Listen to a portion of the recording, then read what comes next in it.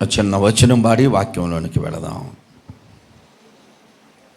నీవుంటే నాకు చాలు యేసయ్యా, నీ వెంటే నేను ఉంటానేసయ్యా. అందరూ పాడండి పెద్దగా. నీవుంటే నాకు చాలు యేసయ్యా, నీ వెంటే నేను ఉంటానేసయ్యా. నీ మాట చాలయ్యా, నీ చూపు చాలయ్యా, నీ తోడు చాలయ్యా, నీ నీడ చాలయ్యా. నీ మాట చాలయ్యా, నీ చూపు చాలయ్యా, నీ తోడు చాలయ్యా, నీ నీడ చాలయ్యా. నీ ఉంటే నాకు చాలు యేసయ్యా, నీ వెంటే నేను ఉంటానేసయ్యా. దేవుని స్తోత్రం. బైబిల్ గ్రంథం చదువుకుందాం అండి. బైబిల్ గ్రంథం చదువుదాం. బైబిల్ తీయండి. ఆది కాండము 28వ అధ్యాయము 18వ వచనం. ఆది కాండము 28వ అధ్యాయం. తెల్లవారినప్పుడు యాకోబు లేచి తాను తలగడగా చేసుకొని రాతిని తీసి స్తంభముగా నిలిపి దాని కొన మీద నూనె పోసెను. అతడు ఆ సమయములో ఆ స్థలమునకు బేతేలను పేరు పెట్టెను.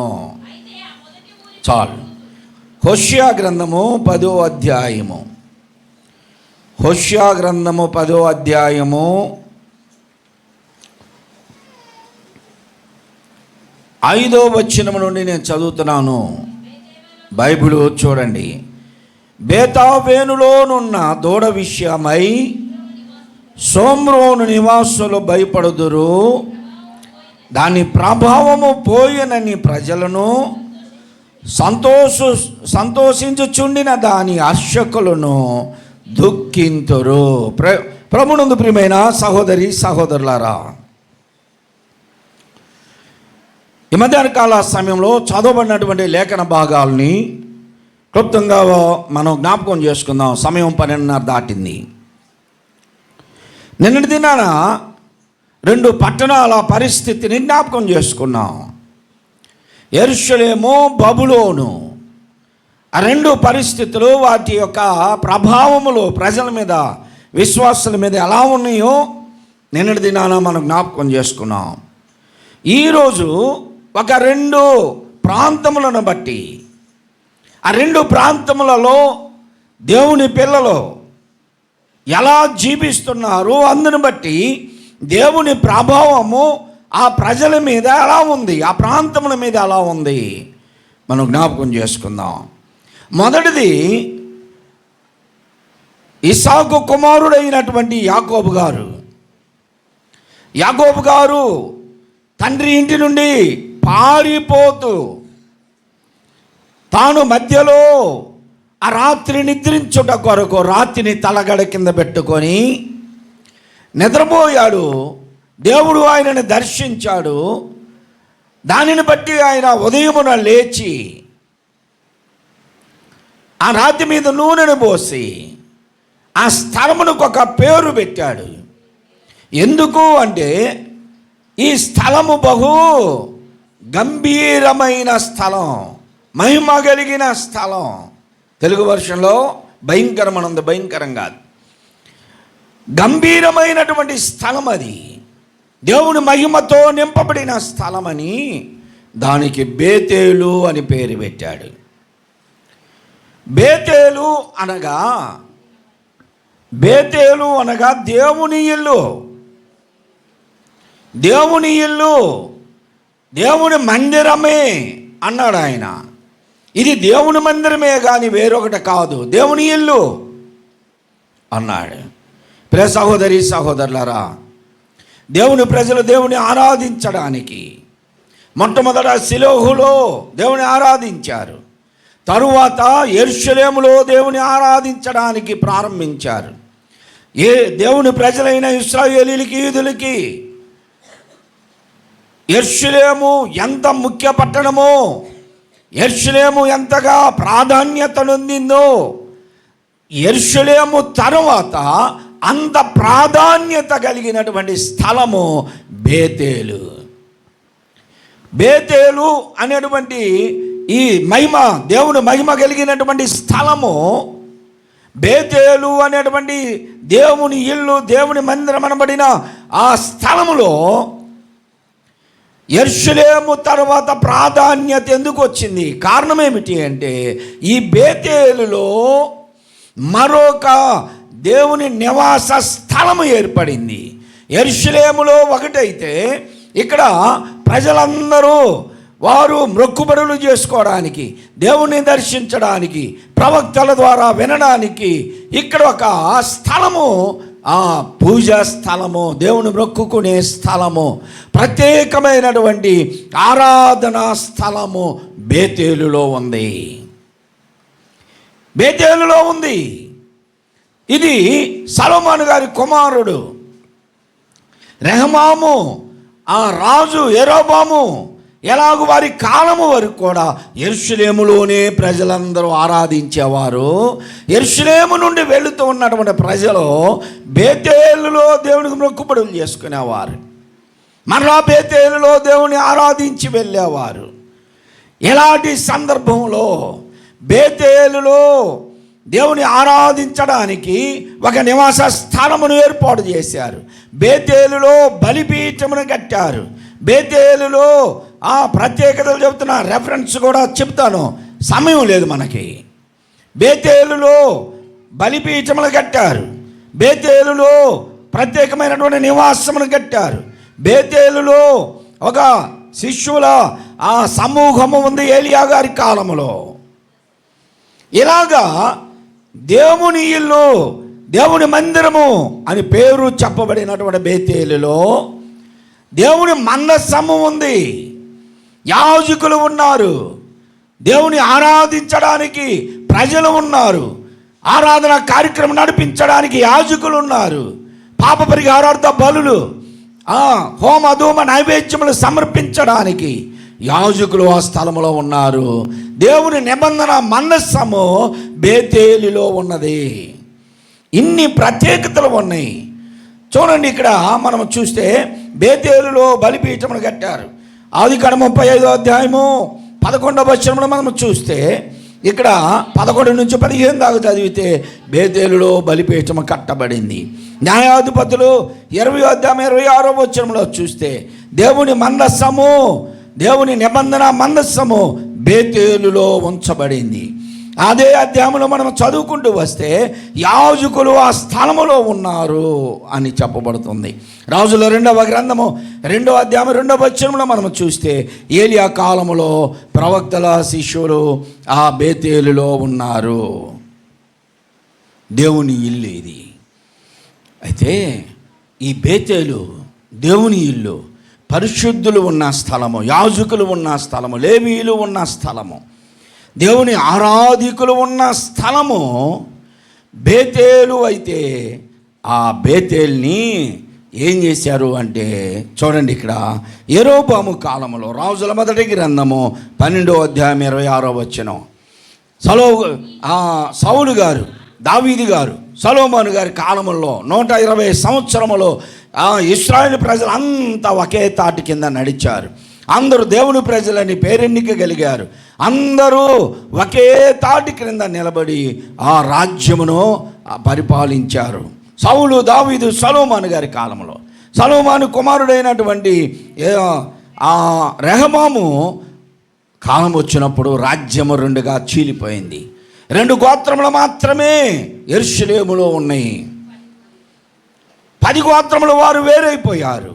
యూదులు, ఇశ్రాయేలీలని వారు ప్రత్యేకించబడ్డారు. ఇశ్రాయేలీలు 10 గోత్రములకు యరొబాము రాజుగా అయ్యాడు. ఇప్పుడు యరొబాము అతను రాజకుటుంబం కాదు, ఒక సైనాధిపతి. అతన్ని రాజుగా చేసుకున్నారు. అతను ఏం చేశాడంటే సామాన్యమైన ప్రజల్ని, లేవీయులను కాకుండా సామాన్యమైన ప్రజల్ని యాజకులుగా పెట్టుకున్నాడు. ఈయన చెప్పినట్టే వారు వినేటట్లుగా యాజకులుగా పెట్టుకున్నారు. ఈ దినాల్లో ఎలాంటి పరిస్థితులే జరుగుతున్నాయి, ఎలాంటి పరిస్థితులే ఈ దినాల్లో జరుగుతున్నాయి. ఎక్కడ చూసినా సరే వారికి ఇష్టం వచ్చినటువంటి సేవకుల్ని, యాజకుల కుటుంబం కాదు, లేవీలు కాదు, యాజకులుగా పెట్టుకుంటున్నారు. ఈ రాజు యెరోబోము సామాన్యమైన ప్రజలను యాజకులుగా నియమించాడు. మందసం దగ్గర నిలబడడానికి, యాజక ధర్మం చేయడానికి. దేవునికి కోపం వచ్చింది. ఎవరు సేవకులు, అభిషేకించబడిన వారు ఎవరు, ఆత్మపూర్ణులు ఎవరు, దేవుని చేత నడిపించబడుతున్న వారు ఎవరు, దేవుని సన్నిధానంలో యోగ్యులుగా బ్రతుకుతున్నటువంటి వారు ఎవరు అనేది ఎవరు ఇప్పుడు చూసేవాళ్ళు లేరు. ఎవరైతే ఏమందో పాస్టర్ అని పేరు పెట్టుకున్నారో చాలు, మాకు నువ్వు వచ్చి ప్రార్థన చేస్తే చాలు అయ్యా అనుకుంటున్నారు. యెరోబోము పరిస్థితి అది. ఇప్పుడు యెరోబోము పరిస్థితి సామాన్యమైన ప్రజలను యాజకులుగా పెట్టి, ఇదిగో ఇక్కడ దేవుని ఇల్లు, దేవుని నివాసము, దేవుని మందిరమని పేరు పెట్టబడిన బేతేల్ని పేరు మార్చేశాడు. దానికి పేరు మార్చేశాడు. హోషేయ గ్రంథంలో మనం చదువుకున్నాం 10వ అధ్యాయం 5వ వచనంలో ఏమన్నాడు అక్కడ? ఏంటంట? బేతేవేనులోనున్న బేతావేను అంటే అర్థం ఏమిటో తెలుసా? శూన్యపు ఇల్లు. బేతేలు అంటే ఏ ఇల్లు? దేవుని ఇల్లు. దేవుని ఇల్లు నిండుగా ఉంది, దేవుని మందస్సం ఉంది, దేవుని యాజకులు ఉన్నారు, దేవుని ప్రవక్తలు ఉన్నారు, దేవుని ఆరాధన స్థలం ఉన్నది, దేవుని ఇల్లు మహిమతో నింపబడి ఉంది. ఇప్పుడు బేతావేను అని పేరు మార్చేశాడు ఆయన. బేతావేను అంటే శూన్యము. ఎందుకు మార్చాడంటే ఇప్పుడు ఈయన ఏం చేశాడు? యెరోబోము అనేటువంటి రాజు ఏం చేశాడు తెలుసా? అందరూ వినండి, నా వైపు చూడండి. 10 గోత్రముల ప్రజలు దేవుని ఆరాధించడానికి యెరూషలేముకు వెళితే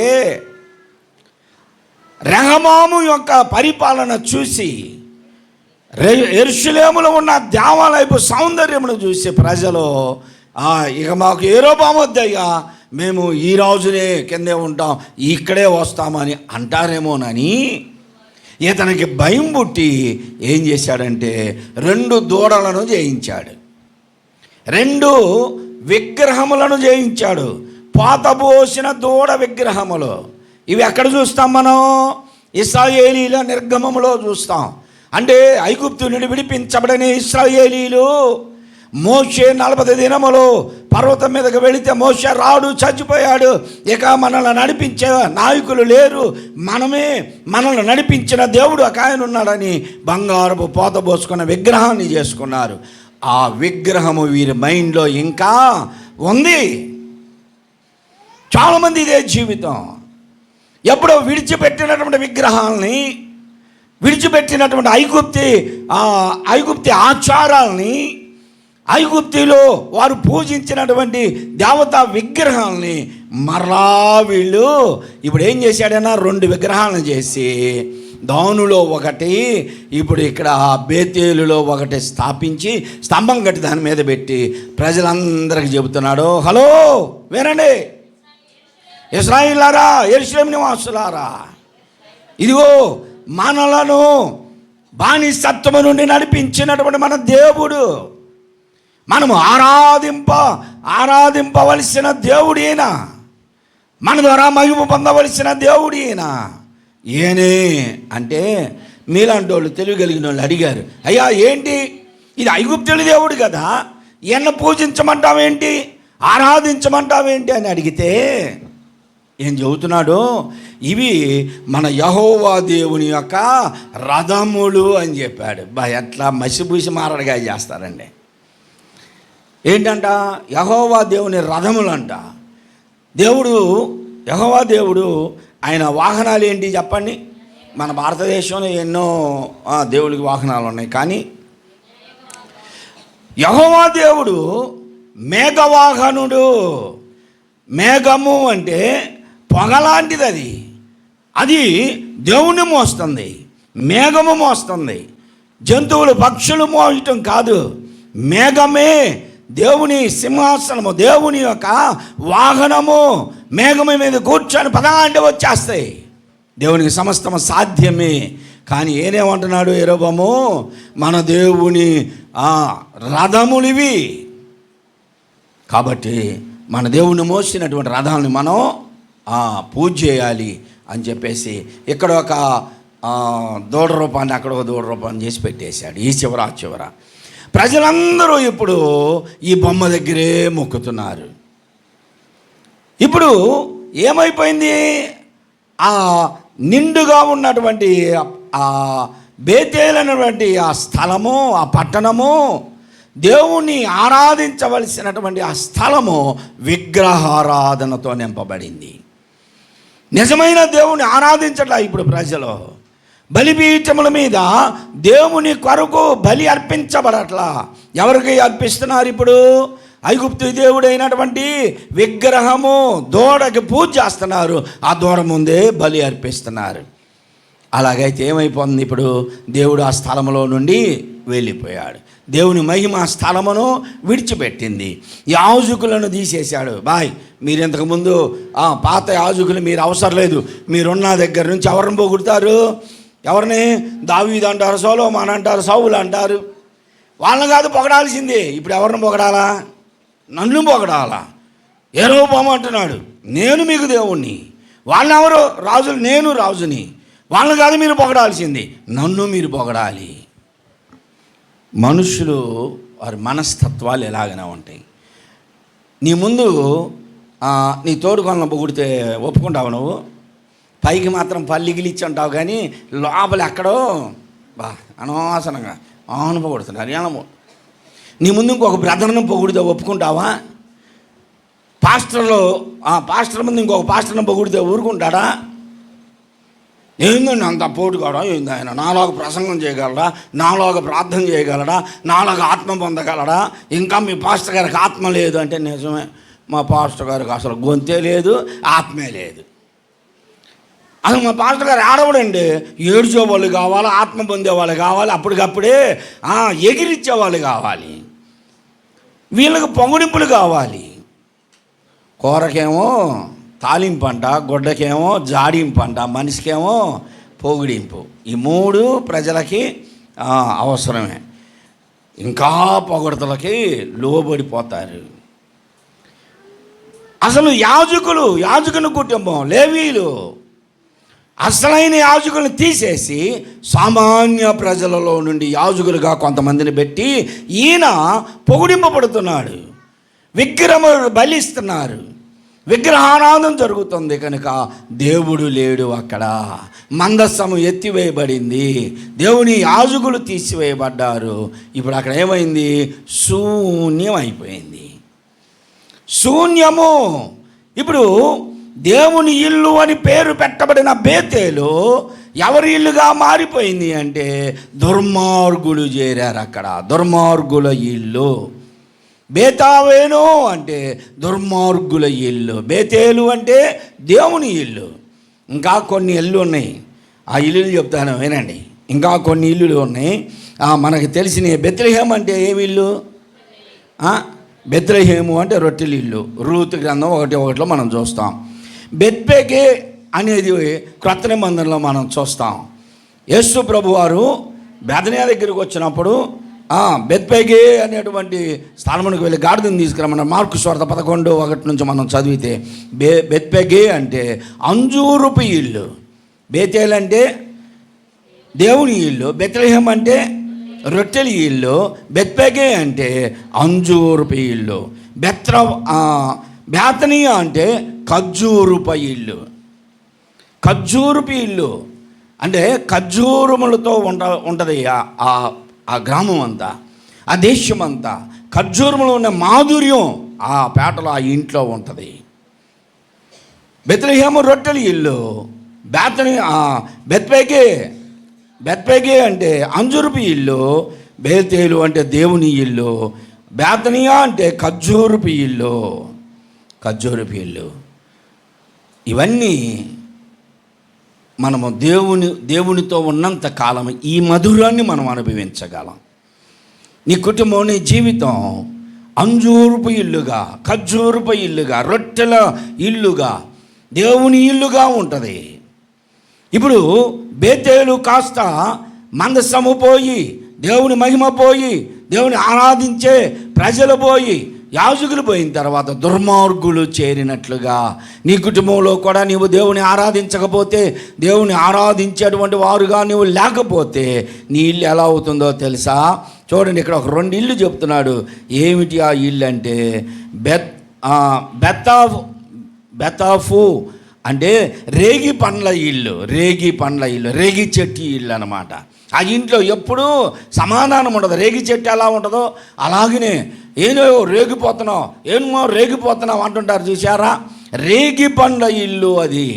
అంటే రేగి పండు మధురంగా ఉండొచ్చు, కానీ రేగి ముళ్ళు ప్రమాదకరమైనటువంటివి. మరొక ఇల్లు ఉంది. ఆ ఇల్లు ఏంటంటే బెత్రాఫా అంటే రాక్షసి ఇల్లు అంట. రాక్షసి ఇల్లు. ఇక ఆ ఇంట్లో సమాధానమే ఉండదు. నువ్వు ఎంత కలిగి ఉన్నా సరే ఆ ఇంట్లో రాక్షసి ఉంది.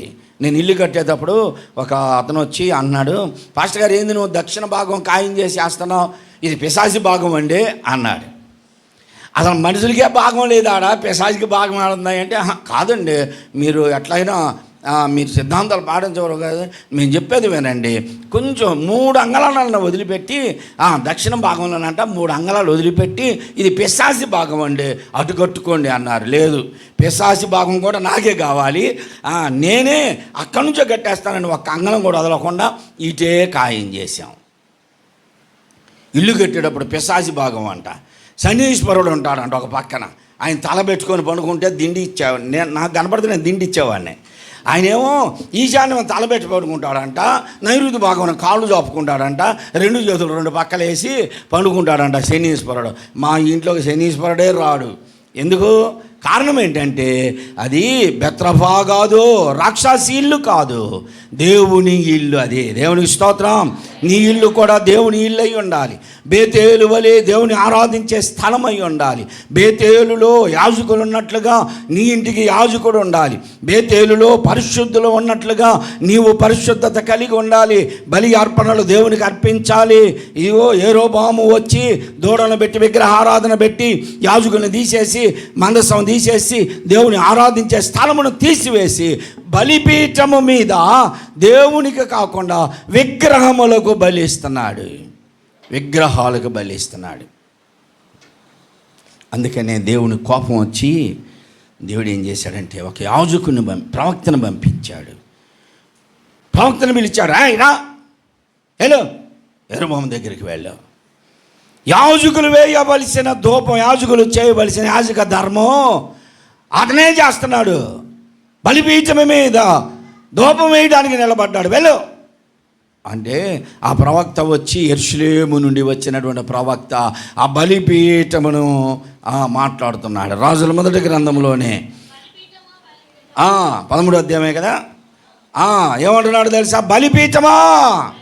బలిపీఠమా యెహోవా సెలవిచ్చున్నది ఏమనగా, దావీదు సంతతిలో యోషియా అని ఒక పుత్రుడు పుడతాడు, నీ మీద ధూపము వేసిన ఉన్నత స్థలముల యొక్క యాజకులను అతడు నీ మీదే బలి అర్పిస్తాడు. ఎవడు ద్రోహం చేశాడు, దేవుని ఆరాధన జరగకుండా, దేవుని అనుసరించకుండా యాజకులను తీసివేసి మామూలుగా సామాన్య ప్రజలను యాజకులుగా పెట్టి విగ్రహారాధన జరిపిస్తున్నారు, అలాంటి వారు నీ మీదే బలి అర్పిస్తారు. బలిపీఠమా నీవు శాపగ్రస్తమైపోతావు అని శపించేశాడికే ఆ బలిపీఠము పగిలిపోయింది, బద్దలైపోయింది. దాని మీద ఉన్నటువంటి బుగ్గి ఒలికిపోయింది. ఇక మీదట అక్కడ ఏ బలి అర్పించడానికి వీలు లేకుండా దేవుడు చేశాడు. ప్రియ సహోదరి సహోదరుడా, నీ జీవితంలో నీవు దేవుని ఆరాధించకుండా ఆచారములకు లోనై తిథి నక్షత్రములు వార ఫలాలు ఎలా పాటిస్తూ నీవు దేవునికి వ్యతిరేకంగా జీవిస్తూ ఉంటే దేవుడు నిన్ను విడిచిపెట్టడు.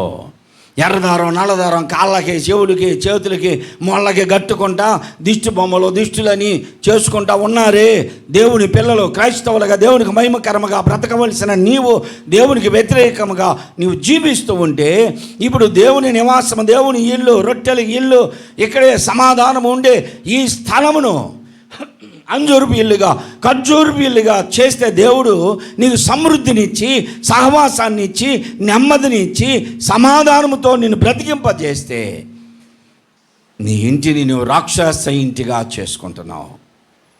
రాక్షస ఇంటిగా చేస్తున్నా. లేదండి, మా ఇల్లు ఎప్పుడు చూసినా నువ్వు లోపలికి రాగానే వాకిట్లో ఒక వాక్యం కనపడిద్ది, లోపలికి వెళ్ళగానే హాల్లో చుట్టూ వాక్యాలు ఉంటాయి, కిచెన్లోకి వెళ్ళగానే అక్కడ వాక్యాలు ఉంటాయి, ఫ్రిడ్జ్ దగ్గర ఒక వాక్యం ఉంటుంది, ఇంకా ఇలాగ అన్ని వాక్యాలే ఉంటాయండి. మా ఇల్లు చాలా బాగుందండి. నీ ఇల్లు ఒకవేళ నువ్వేదో నివాసాన్ని పెట్టుకోవచ్చు. ఏ నివాసం? ఎన్ని నివాసాలు తెలుసు మీకు? లోక సంబంధమైన నివాసాలు. లోక సంబంధమైన నివాసాలు సినిమా పేర్లు కూడా వచ్చినాయి కదమ్మా మీకు. ఏమేంటి? లక్ష్మీ నివాసం ఆ ఇంటి పేరు, ఆ ఇంటికి బోర్డు లక్ష్మీ నివాసం. నీ పేరు ఉంటే నీ పేరు పెట్టుకొని నివాసం, మరియమ్మ నివాసం, మార్తమ్మ నివాసం, యేసు ఇంటికి అధిపతి, యెహోవా మాకు రక్షకుడు అని పెట్టుకుంటున్నావు. బోర్డు మాత్రమేనా? బోర్డు మాత్రమేనా? యేసు ప్రభు ఒక మాట చెప్పాడు ఈ లోకంలో జీవించిన కాలంలో. నీ ఇల్లు ఎలా ఉండాలి అంటే ఒక ఉపమానం చెప్పాడు. మత్తయి సువార్త 12:43 ఒక మాట చెప్పి ఆయన చెబుతున్నటువంటిది ఏంటంటే, ఒక అపవిత్రాత్మ ఒక మనుష్యుని వదిలి వెళ్ళిపోయిన తర్వాత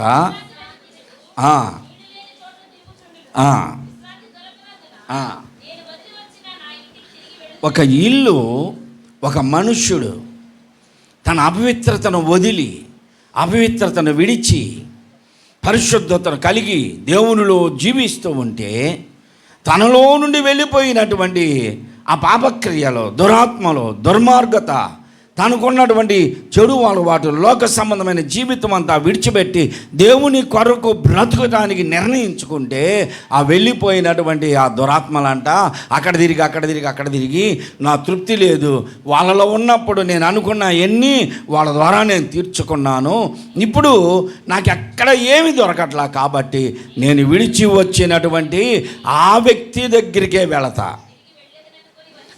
అనుకొని వస్తే ఆ ఇంట ఎవ్వరునూ లేకుండా ఊడ్చి అమర్చబడి ఉందంట. ఆ ఇంట్లో ఎవరు లేరు.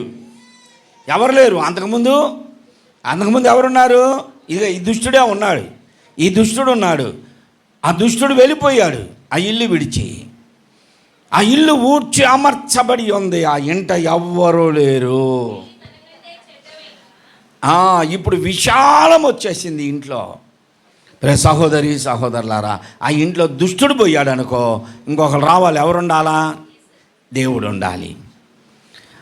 నీ జీవితంలో, నీ హృదయం అనే ఇంటిలో, నీ దేహం అనే ఇంటిలో నువ్వు లోక సంబంధమైన వాటన్నిటిలో జీవించినంతకాలం జీవించావు. ఇప్పుడు వాటిని వదిలిపెట్టేశావు. ఇప్పుడు నీకు అలవాటు లేవు, అన్నీ వదిలిపెట్టేశావు. నీకేదో వైద్యులు చెప్పారో లేకపోతే ఎవరో చెప్పారో, మొత్తానికి నీకు అలవాట్లు వదిలిపెట్టావు. మంచిదే, కానీ ఆ ఖాళీ అయినటువంటి నీ జీవితంలోనికి ఎవరో ఒకళ్ళు రావాలి కదా. చదువుకునే పిల్లలకి బ్రాకెట్స్ ఇచ్చి ఖాళీలను పూరించండి అంటారు. నువ్వు ఎగ్జామ్ పేపర్లో ఖాళీలను పూరించకుండా అట్నే ఇచ్చేసావు అనుకో, మార్కులు వస్తాయా మార్కులు? నువ్వు ఖాళీగా ఉన్న నీ జీవితంలోనికి దురాత్ముడు వెళ్ళిపోయిన తర్వాత ఇప్పుడు పరిశుద్ధాత్ముడు ప్రభువుని నీవు నీ జీవితంలోనికి ఆహ్వానిస్తే నిండుగా నీ హృదయం అంతా ఆక్రమించుకొని, జీవితాన్ని ఆక్రమించుకొని ఉంటాడు. కొంతమంది మందిరానికి వెళ్ళరు, దేవుని దగ్గరికి రారు, ప్రార్థన ఉండదు, బైబిల్ చదవడం ఉండదు, పాటలు ఉండవు, ఆరాధన ఉండదు, ఆరాధనలో పాలు పొందడం ఉండదు, ఆలయానికి వెళ్ళడం ఉండదు. కానీ వారు ఏమనుకుంటారు? మేము పరిశుద్ధులం, మేము ఆ గుడికి వెళ్ళకపోయినా పర్వాలేదండి, గుడికి వెళ్ళే వాళ్ళంతా ఎన్నెన్నో చేస్తున్నారు, మేము వెళ్ళకపోయినా పర్వాలా, మేము నీతిగా ఉన్నాం, నీతిమంతులుగా ఉన్నాం, మాలో ఏ లోపం లేదు అనుకుంటూ ఉంటారు. ఇలాంటి వాళ్ళని గురించి యేసు ప్రభు ఏం చెప్పాడు తెలుసా? ఏమన్నాడు? మారు మనసు అక్కరలేని 99 మంది నీతిమంతులు. ఎవరంటే వీళ్ళు? నీతిమంతుల పాపులు కాదు. మళ్ళీ యేసు ప్రభు ఏ చెప్తున్నాడు? కొంతమందిని అడగండి మీరు, మేము గుడికి రాకపోయినా బాగానే ఉన్నామండి, మేము పరిశుద్ధంగానే ఉన్నామండి, మాకు ఏ తప్పు లేదండి, ఆ గుళ్ళకి వెళ్ళే వాళ్ళే కులిపోతులు ఉన్నారు కానీ మేము చాలా యథార్థంగా ఉన్నామండి అని చెప్పుకుంటారు. వీళ్ళు ఎలాంటి వాళ్ళంట? మారు మనసు అక్కర్లేదు వీళ్ళకి, మారు మనసు అవసరం లేదు. మార్పు చెందు, మారు మనసు పొందు అంటే అవసరం లేదు. మారు మనసు అక్కరలేని 99 మంది నీతిమంతులు. వాళ్ళు స్వనీతిమంతులు. మనలో లోపం లేదనుకుంటారు, మన బలహీనత లేదనుకుంటారు, మేము యోగ్యులు అనుకుంటారు, కానీ వారిలో ఎవరూ లేరు. ఇది ఆ ఇల్లు ఊడ్చి అమర్చబడి ఉంది, అందులో ప్రభువు కూడా లేడు కనుక సాతాను ఏం చేసింది? తొంగి చూసింది, ఎవరైనా ఉన్నారా అని చూస్తే ఎవరు లేరు, ఖాళీగా ఉండి సాతాను అనుకుందంట, నేను ఒక్కనే కాదు మా ఫ్రెండ్స్ని అందరిని పిలుచుకొద్దాం. ఎంతకుముందన్నా ఏదో ఒక్కటే బలహీనత ఉండేది, ఇప్పుడు పడిపోయి లేచిన వాళ్ళు ఉన్నారు చూసారా? పడిపోయి లెగుస్తారే, బాప్తిజాలు తీసుకొని రక్షించబడి రక్త మాంసాల్లో పాలు పొంది ఆరాధనలో పాలు పొంది అన్నిట్లో బాగుండి కొంతకాలం తర్వాత మరలా పడిపోతారు. అలాంటి వారు ఇంకా ఎన్నిసార్లు గద్దించినా గద్దింపుకు లోబడరు. వీళ్ళు ఏమవుతారంటే ఇంకా 7 దెయ్యాలు, ఇంకా అంతకుముందు ఉన్న దానికంటే ఎక్కువ దెయ్యాలు వీళ్ళలోకి వచ్చేస్తాయి. ఇప్పుడు ఎవరినన్నా కుర్రలను అడగండి, ఒక ఫోన్ పోయిందనుకో, ఒక ఫోన్ పోతే తర్వాత ఫోన్ ఎలాంటిది కొంటారు చెప్పండి రా, బాల్కనీలో కూర్చునే వాళ్ళంతా. కరెక్టే చెప్పింది నువ్వు. ఇంతకుముందు ఏదో చిన్నది కీప్యాడ్ ఉంది, అది పోయింది, ఆ ఫోన్ పోవటం మంచిదైందిలే, ఎందుకంటే ఇప్పుడు నాకు స్మార్ట్ ఫోన్ వచ్చింది. ఇది కూడా పోయిందనుకో, ఈసారి యాపిల్ ఫోన్ వచ్చింది, అది కూడా పోయిందనుకో, డబల్ ఇట్లా ఓపెన్ చేస్తే 1,20,000 అంట. ఒకటి పోతే ఒకటి మెరుగైంది నీ జీవితానికి నువ్వు కొనుక్కుంటున్నావు. సాతానుడు కూడా ఏం చేస్తున్నాడో తెలుసా? నీ జీవితం అంతా ఖాళీగా ఉంది, గుడికి రావు, ప్రార్థన ఉండదు, ఆరాధన ఉండదు, నీకు నీవే నీతిమంతులుగా చెప్పుకుంటూ దేవునికి దూరంగా బ్రతుకుతున్నావు గనక ఎలాంటి నీతిమంతులు దేవునికి అక్కరలేదు. నీతిమంతులే వాళ్ళు, కానీ ఏ నీతిమంతులు? స్వనీతిమంతులు. అంటే వారికి వారే సొంతగా మాలో ఏ లోపం లేదు, ఏ దోషం లేదని చెప్పుకుంటారే వాళ్ళు.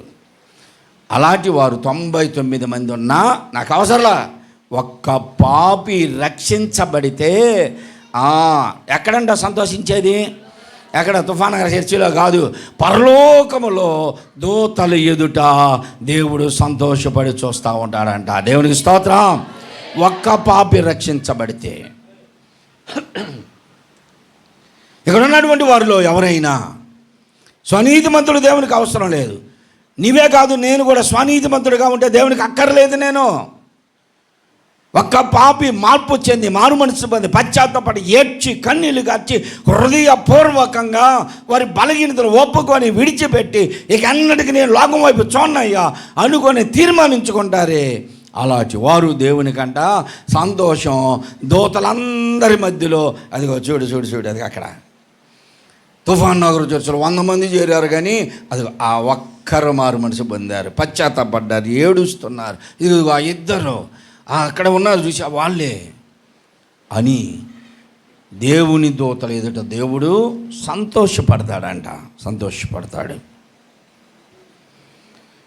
అందుకని యేసు ప్రభు అంటున్నాడు, ఆ ఇల్లు ఊడ్చి అమర్చబడి ఉన్నది కనుక అందులో తనకంటే చెడ్డవైన మరి 7 దయ్యములను వెంటబెట్టుకొని ఆ ఇంట్లోనికి వస్తాడు.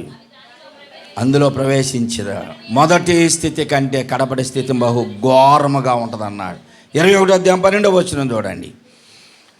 అదే అధ్యాయంలో మత్తయి సువార్తలోనే 21వ అధ్యాయం 12వ వచనం, యేసు ప్రభువారు దేవాలయంలోనికి వచ్చి అక్కడ రోకలు మార్చు బల్లలను పావురములు అమ్మే ఆ స్థలమును అక్కడ క్రయ విక్రయములు చేస్తున్న వారందరినీ పారదోలి బయటికి వెళ్ళగొట్టి అన్నిటిని తీసివేసి, ఇప్పుడు అంటున్నాడు ప్రభు, నా మందిరము సమస్త జనులకు ప్రార్థనా మందిరం అనబడును అని రాయబడి ఉంది కదా, దేవుడు చెప్పాడు కదా. అయితే మీరు దానిని ఏ గుహ అంట? దొంగల ఇల్లు, దొంగల ఇల్లుగా చేశారు. ప్రియ సహోదరి సహోదరుడా, రక్షించబడిన నీ జీవితంలో దేవుని ఆరాధించే అనుభవాలు ఉండాలి, దేవునితో మాట్లాడే ప్రార్థనా అనుభవాలు ఉండాలి, దేవుడు నీతో మాట్లాడితే వినే లోబడే అనుభవాలు ఉండాలి. నీ మార్గమును దిద్దుకొని దిద్దుబాటు కలిగి దేవునికి ఇష్టడుగా బ్రతికే అనుభవాలు కావాలి. ఇవన్నీ లేకపోతే దురాత్మల సమూహాలన్నీ లోపల చేరతాయి. ఇప్పుడు ప్రభువు ఏం చేశాడంటే వాటన్నిటిని బయటికి పారదోలి ఈ మందిరము దేవుని సమస్త ప్రజలకు ఆరాధనా స్థలము, దేవుని మందిరం. నీ దేహము దేవుని ఆలయం. కొరింథీయులకు రాస్తూ చూడండి, మొదటి పత్రిక 3వ అధ్యాయం 9వ వచనంలో అంటున్నాడు, మీరు దేవుని ఆలయమై ఉన్నారనియో దేవుని ఆత్మ మీలో నివసించుచున్నదనియో మీరు ఎరుగరా? మీకు తెలియదా? మీరేమై ఉన్నారు? ఏమై ఉన్నారు మీరు? ఏమై ఉన్నారు చెప్పండి. మేము సినిమా యాక్టర్లం అయి ఉన్నాం అంటామా? కాదు, మనం సినిమా యాక్టర్లం కాదు. క్రికెట్ ప్లేయర్లం అయి ఉన్నాం అనడానికి మనం ప్లేయర్లం కాదు.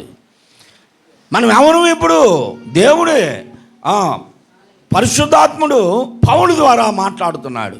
మీరు దేవుని ఆలయమై ఉన్నారు. మనం దేవునికి ఒక ఆలయమై ఉన్నాం.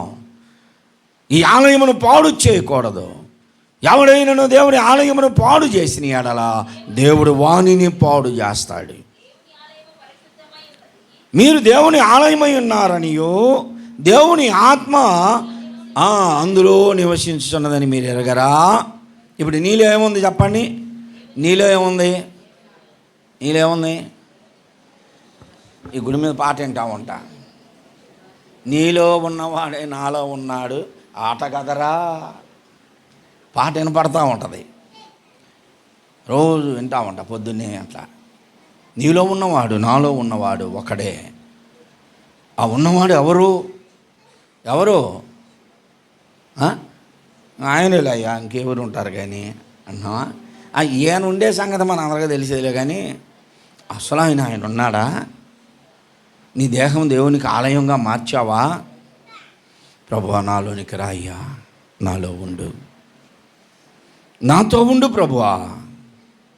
నీవు లేని రోజు అసలు లేవే కాదయ్యా, నీవు లేని బ్రతుకు అసలు బ్రతుకే కాదయ్యా, నీవే లేకపోతే నేను అసలే లేనయ్యా. ఒక్కొక్కరిని నిలబెట్టి భూతద్దాలు వేసి హృదయంలో చూస్తే దేవుడు ఆడున్నాడో కనపడతాడు. ఒకవేళ చూడయ్యా నా దగ్గర అంటే దేవుడికి బదులు ఎంతమంది ఉన్నారో తెలియదు మనకి. పాట మాత్రం పాడతాం, నేనుండాలేనయ్యా, నేను బ్రతుకాలేనయ్యా, నీవే లేకుండా నేనుండాలేనయ్యా, నీ తోడే లేకుండా నేనుండాలేనయ్యా. నీ దేహము దేవుని ఉన్నాడు. దేవుడు ఉంటే ఎందుకు నీ పరిస్థితి మారట్లా? దేవుడు నీ హృదయంలో నీ జీవితంలో ఉంటే నీ పరిస్థితులు ఎందుకు మారట్లా? మార్పులోనికి ఎందుకు రావట్లా నీవు? అది అప్పుడు మాట్లాడేవి అదే మాట, అదే తీరు నీ జీవితంలో ఉంది. తీరు మారట్లేదు, ఈ జీవితం మారట్లేదు. అదే బ్రతుకులో ఉండి మారాను అనుకుంటున్నాం. మారామంటూ మస్కా కొడతారు. ఆ మస్కాలోనే దేవుని మాట. అదే తీరి క్రితంలో ఎలా ఉన్నావో అలాగనే ఉన్నావు. దుష్టుడు వెళ్ళిపోయాడుగా, ఆ దుష్టుడు సాతానుడు వెళ్ళిపోయాడు. ఖాళీగా ఉంచావు నీ జీవితాన్ని. దేవుని సన్నిధానానికి రాకుండా, దేవుని వాక్యంతో నింపకుండా, దేవుని ఆరాధన నీ జీవితంలో లేకుండా నువ్వు అలా ఉంచావు గనుక ఖాళీగా ఉన్న ఇల్లు దెయ్యాల గుహగా మారిపోయింది.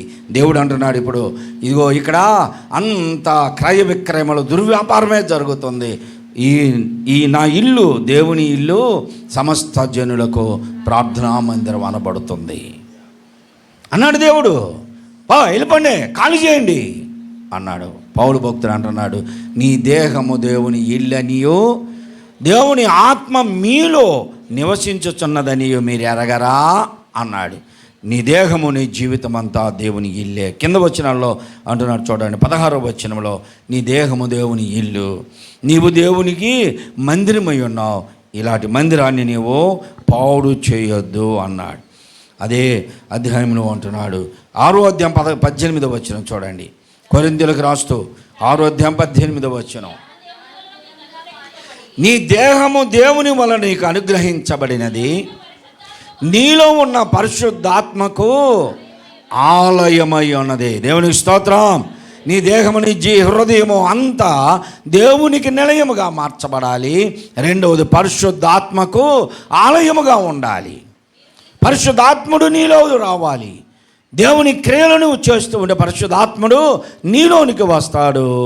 అప్పుడు నీవు నీ సొత్తు కాదు, విలువ పెట్టి కొనబడ్డాం. క్రీస్తు తన స్వరక్తం ఇచ్చి మనలను ఆయన స్వకీయులుగా, తన బిడ్డలుగా మనల్ని మార్చుకున్నాడు.